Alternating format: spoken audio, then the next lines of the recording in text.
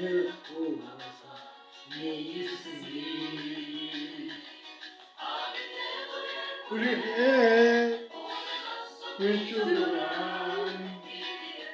ikimenyetso cy'ishimira gusa n'itutugawe n'isi